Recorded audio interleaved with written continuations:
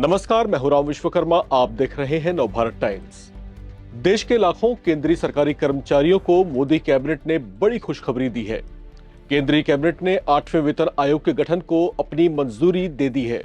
अब बहुत जल्द देश के करीब 50 लाख केंद्रीय कर्मचारियों और करीब 69 लाख पेंशनर्स की हसरतें पूरी होंगी।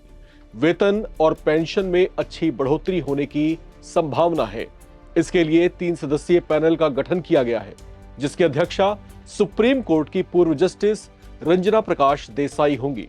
सचिव स्तर के एक अधिकारी पंकज जैन को भी इसमें शामिल किया गया है, जो हाल फिलहाल पेट्रोलियम एंड नेचुरल गैस विभाग में सचिव हैं। तीसरे सदस्य हैं पुलक घोष, जो IIM बेंगलोर के प्रोफेसर हैं। वे इस पैनल में पार्ट टाइम मेंबर के तौर पर शामिल किए गए हैं। ये आयोग 18 महीने के भीतर अपनी सिफारिशें देगा। केंद्रीय सूचना एवं प्रसारण मंत्री अश्विनी वैष्णव ने बताया कि केंद्रीय कैबिनेट ने 8वें केंद्रीय वेतन आयोग के लिए TOR या टर्म्स ऑफ रेफरेंस को मंजूरी दे दी है। इस मंजूरी के बाद सैलरी और वेतन में कितनी बढ़ोतरी होने वाली है, पे मैट्रिक्स कितना होगा, फिटमेंट फैक्टर कितना तय किया जाने वाला है, इस प्रक्रिया के बाद आपकी बेसिक पे में कितनी बढ़ोतरी की संभावना है, चलिए ये सभी बातें गहराई से समझते हैं। 8वें वेतन आयोग के गठन के बाद केंद्र सरकार के कर्मचारियों की सैलरी और पेंशन भोगियों की पेंशन में इजाफा होना तय है। इसके लिए रूपरेखा तय कर दी गई है। अब एक बड़ा सवाल यह भी उठ रहा है कि इसका लाभ मिलना शुरू कब से होगा। तो हम आपको बता दें कि इसका लाभ केंद्रीय कर्मचारियों को जनवरी 2026 से मिलेगा। हालांकि ऐसा नहीं है कि आपको बढ़ी हुई सैलरी और पेंशन जनवरी 2026 से ही आपके अकाउंट में आने लग जाएगी। संभावित तौर से 8वें वेतन आयोग की प्रक्रिया 2027 तक पूरी हो सकती है, लेकिन इसके लागू होते ही लाभ 1 जनवरी 2026 का जोड़कर आपको मिलेगा। बढ़ी हुई सैलरी का बकाया और जो राशि है वो कर्मचारियों के खाते में एरियर के रूप में पहुंचेगी। हालांकि यहां पर ध्यान देने वाली बात यह है कि 8वें वेतन आयोग की सिफारिशें लागू होने की तारीख के बारे में जब केंद्रीय मंत्री अश्विनी वैष्णव से पूछा गया तो उन्होंने कहा कि कोई तारीख जो है अंतिम रिपोर्ट आने के बाद ही तय की जाएगी, लेकिन संभावना है कि इसे 1 जनवरी 2026 से प्रभावी कर दिया जाएगा।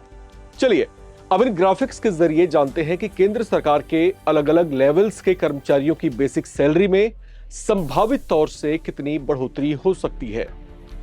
पे मैट्रिक्स कितना होगा, बेसिक सैलरी वर्तमान में कितनी है और 8वें वेतन आयोग में जो संभावित बेसिक सैलरी है वो कितनी होने वाली है, इसको हम जानते हैं।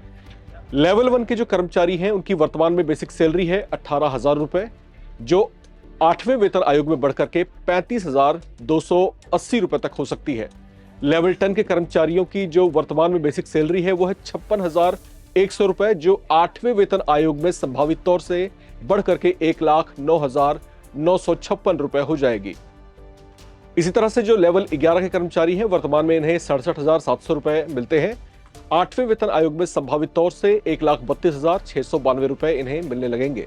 अब बात करते हैं लेवल 12 की, तो वर्तमान में इन्हें 78,800 रुपए मिलते हैं। संभावित तौर से 8वें वेतन आयोग में इन्हें 1,54,448 रुपए बेसिक सैलरी के तौर पर मिलेंगे। लेवल 13 पर वर्तमान में बेसिक पे 1,23,100 रुपए है, जो आगे बढ़कर के 2,41,276 रुपए होने की संभावना है। लेवल 13A में इसी तरीके से वर्तमान में बेसिक पे 1,31,100 रुपए है, जो बढ़कर के संभावित तौर से 2,56,956 रुपए तक हो सकता है। अब बात करते हैं लेवल 14 की। इसमें वर्तमान में बेसिक पे 1,44,200 रुपए है, जो बढ़कर के 2,82,632 रुपए हो सकते हैं। बात लेवल 15 की करें तो वर्तमान में बेसिक पे 1,82,200 रुपए है, जो आगे बढ़कर के 3,57,112 रुपए तक हो सकता है। लेवल 16 में इसी तरीके से वर्तमान में 2,05,400 रुपए मिलते हैं, जो आगे बढ़कर के बेसिक पे के तौर पर 4,02,584 रुपए तक जो है बढ़ सकता है।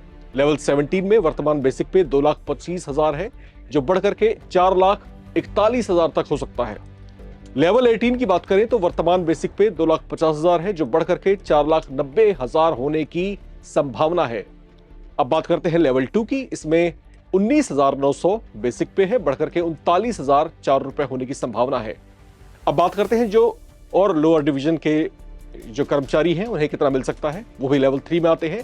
वर्तमान बेसिक पे इनका 21,700 रुपए है, जो बढ़ करके 42,532 रुपए संभावित तौर से हो सकता है।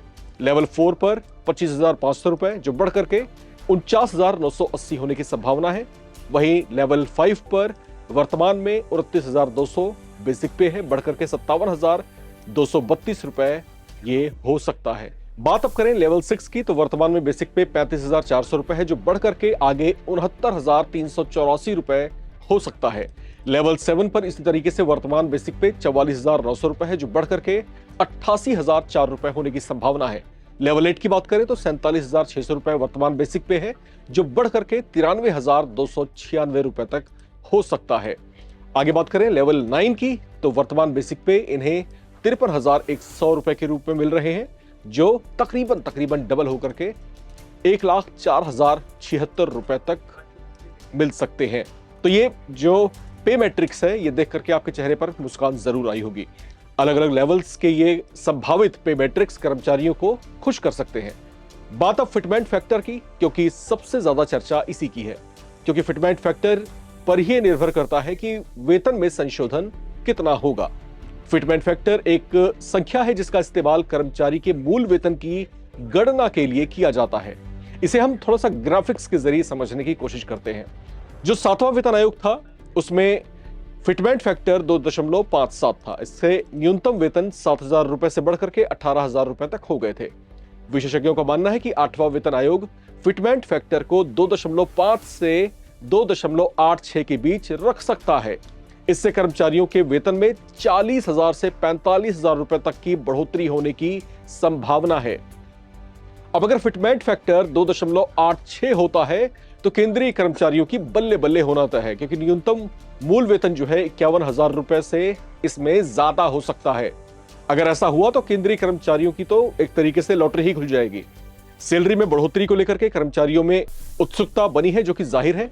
कुछ चर्चाएं यह भी है कि अगले ही साल से वेतन में बढ़ोतरी का लाभ अकाउंट में पहुंचने लगेगा, लेकिन इन सब तरह की अफवाहों से आपको दूर रहना चाहिए। इस पर आपको ध्यान नहीं देना चाहिए, क्योंकि पिछले वेतन आयोग के जो तमाम ट्रैक रिकॉर्ड्स हैं, उससे पता चलता है कि समय लेने वाली ये प्रक्रिया है, इसमें समय लगता है। अब आप इसी बात से अंदाजा लगा सकते हैं कि जो पैनल 8वें वेतन आयोग के लिए गठित किया गया है, उसे अपनी रिपोर्ट 18 महीने में सौंपनी है। उनकी सिफारिशों के आधार पर ही सरकार आगे विचार करेगी और वेतन में संशोधन से जुड़े फैसले लेगी। ऐसे में संभव ही नहीं लगता कि कर्मचारियों को इसका लाभ जो है 2027 से पहले मिलना शुरू होगा। हालांकि इसमें थोड़ा समय तो लगेगा, लेकिन इस देरी का फल बहुत मीठा रहने वाला है, यह बिल्कुल तय है।